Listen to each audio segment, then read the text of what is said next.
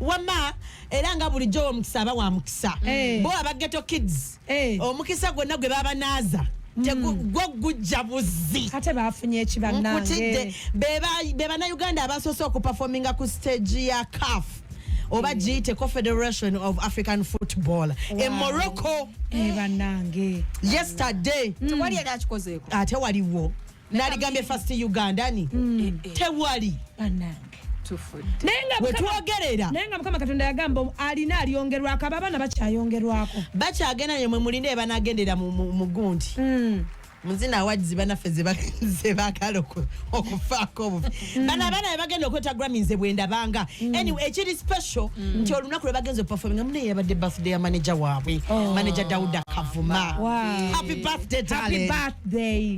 birthday mukama birthday onogende mu Morocco I know Fatuli waneno ku birthday batuyira mazzi oyo mwana omulaba alina kubanga ayimba kayimba kantante kali kagamba nti onkoledde ebirungi nasimanyi biki nyabo kwera bannange amazi twagaganye na Morocco ate twagaganye mpoziko mu abatimu gundi abatimu zuwe twagaganye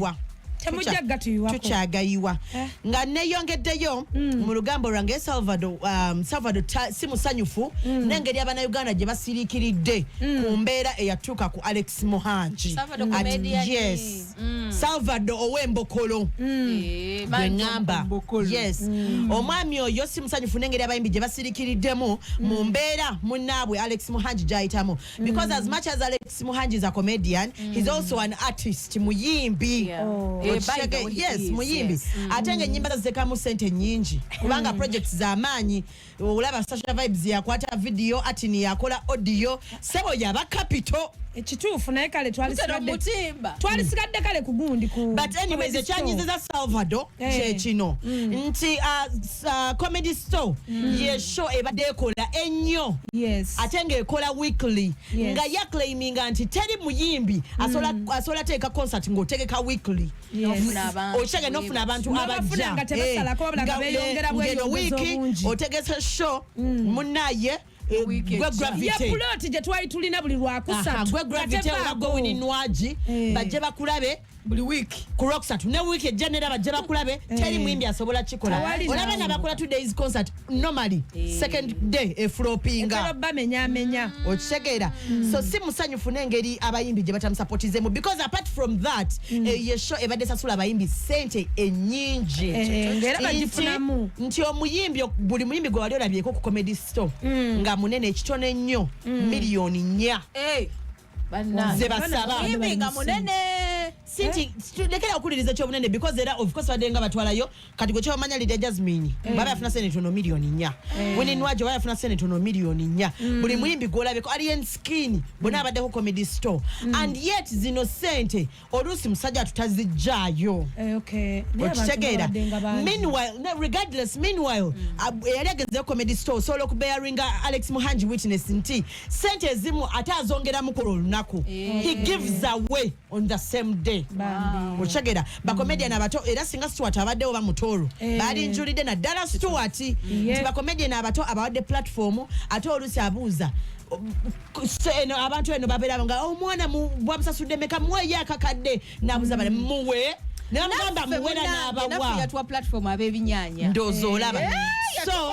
abayimbi everyone was quiet kasita inembera ya Alex Muhangi yavaayo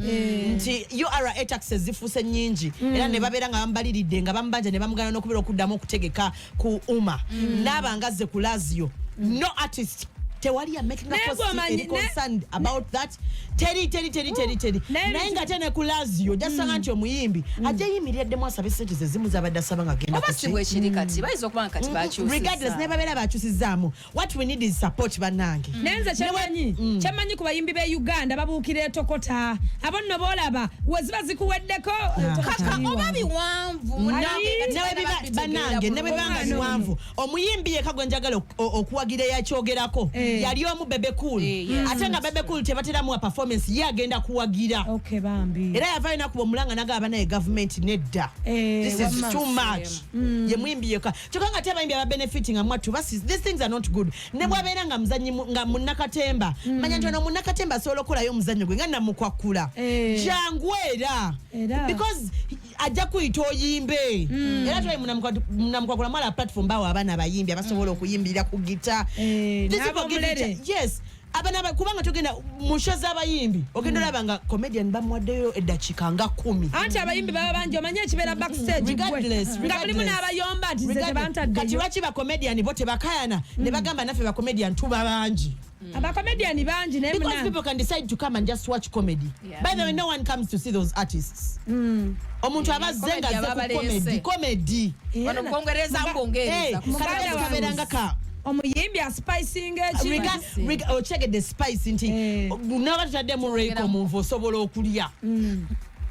nedda osobola okulya bwekagamba abatalina sene zigula reiko tebalya tesebulira ddala tesebulira ddala regardless kati kyengeza my point, I want my point to be driven home. Abayimbi wake up naddala be bawadde shows ennyingi. Lady Jasmine oyimbye nnyo ku gundi comedy store. Lady Jasmine azuukuke ayimbye nnyo ku comedy store ani buninwaji by the way bana bayimbi bawaddeko nnyo nekansooka embuuze bo bannakatemba baavuddeyo ne balwanirira kati Salvador wewa ali omu naawe those guys bakulu aba yavayo n'atulwanirira ffe abayimbi kati nene wa Salvador difference eri bweti nti yes bali babiri brother yes wali comedian ate nga comedian avuddeyo omu kati Stewart agenda kugamba ani honestly abasinga ba comedian bato those people spoke. Yes. Thank you. Baba bayogera, it's okay. So guys, wake up. Then abayimbi muveyo. Kati amusituka muyimbi munnamu abagambye muveyo. Mbadde ngenda yita Jowira nejo yento kyali muyimbi muto. Nawe vayo yambe ani. Vayo kolayo posti. Tokyali sikyasobola gamba nti oli muyimbi muto no. So anyways, anga sinagenda ye Esther avuddeyo n'atugamba Esther avuddeyo n'atugamba ku nsonga zono omwami Pastor Jengo. Omusala ategerekesenga. Ati erinnya lya Esther lyongerengako otugambe nti Esther owa Jengo. Nkalo owa Jengo. Avuddeyo n'atugamba ku nsonga z'obufumbo bwa Jengo. Era n'atunyonyola bulungi nnyo n'atugamba nti omukyala Fiona Fifi yajjanga abawala abajjanga ewa Pastor Jengo. Pastor Jengo alina omukyala ewaka nga bamuyita Montana. Omukyala ono yazaala omwana wa Jengo, omwana kyamukisa mubi n'afa. Okitegeera naye ng'ate she's disappointed nti Pastor Jengo tayogera nkoko oyo omukyala eyafiirwa omwana mu COVID ye yali mukyala wa Jengo era nga Fifi ajja ewaka. Surprisingly Fifi was a bad friend. Fiona of this Montana. Yes, was a bad friend kubanga yapangiranga ne Montana abasajja abalala. Montana nga nyumiza sister mugamba naye kimanyi nti Fifi ampangira abasajja nga atakimanyi ndi mukyala wa Musumba. Kati nyamala namuyita munalya. Era bwatyo yamulyamu olukwe n'atwala omusajja waabe. Nene abasajja nabo kati ne wankubadde tebiwangaala. Anti ne wankubadde ndi mu CEO Side Chicks Association abanga ni mwewa. Ekyo ate sikiwagira. That is very very bad. Ne mpabula omukyala yenna omufu oba ne woba side chick ng'olina abakyalibo banaye kino kiwulire bulungi ng'oli ku nsunsuzi togezanga n'okwata mukwano gwo oba mukwano gwo muwala n'omwetwaze ewa bbaawo ng'abeerawo simanya nga mubeera naye ate n'ayozaako ku bintu sisobola nakusobola naawe bannange yadde n'okuyita okulyako naffe tosobola Rama ne Evelyn Namulondo bonga weebali leka nkubuulire njagala nkubuulire togenda kusanga Evelyn Namulondo wa Rema nga Rema taliyo ono yabalekanga tosobola nkutidde bannange yali akema omusajja okutuuka kweyo levo ng'ate ayambala na bubi kubanga Fifi alabika bulungi lwaki okema omuntu okutuuka kweyo levo nze nebaba tolabika bulungi omwami nze kyekintu kyantukakoko naye lwakwasagala kyogerako okyogedde lwakuba nti twaddiŋŋana n'omuntu wo yoyo gwe nayogera ano ku muzinga naye waliwo yali amubbye ate yamubba naye nga yalinga apokera omugambo nga mugamba olaba nga mugamba nina gwe ngendo lako manyi ogamba kyaliwo nga yakuwaayo mugamba mugambe ngenze tewa mami nga yawaayo saba nga yayagala ye bagende batwalemu ye naye nakutegeeze nti mukama jali ewa nze mmanyirwa kibapita kaloddo yakeera ku makya namugamba okuva n'olwaliro sagala kuddamu kulaba na baby wange nanga babe you need to avoid this girl era